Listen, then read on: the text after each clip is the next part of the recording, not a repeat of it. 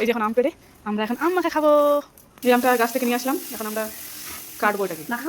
হলুদ দিতে হবে না, লবণ, এটা কাঁচা লঙ্কা ডলবো আর একটা ঠেতা ঠেতা করে দেবো। হ্যাঁ, শিলপাটটাতে একটু সায়ন যা, লবণ আর একটা লঙ্কা, ঠিক আছে?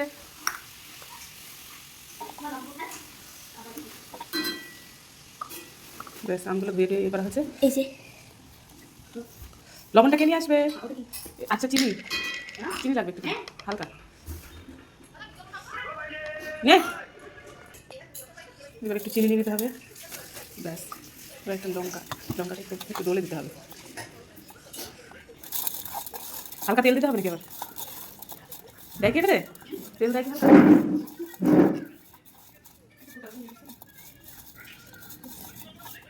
থাকলে তো চলো একটু ছোটো ছোটো করে কাছে দিও।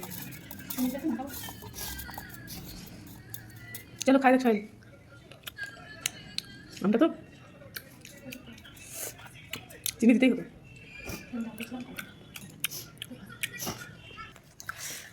ওটা ভালো লাগছিল না, তাই ভাবলাম একটু ঠেতা করা হোক। কাকি বললো একটু ঠেতা করতে, তাই একটু আমি ঠেতা করে নিলাম। খাই দেখি কেমন লাগছে। খাই নেবে বল? হ্যাঁ, এবার খাওয়া যাচ্ছে। এবার ভালো হয়েছে। টক ছিল আমরা তো, এবার লঙ্কাটা ঠিক হয়েছে। কেমন হ্যাঁ, কেমন বল মুখে?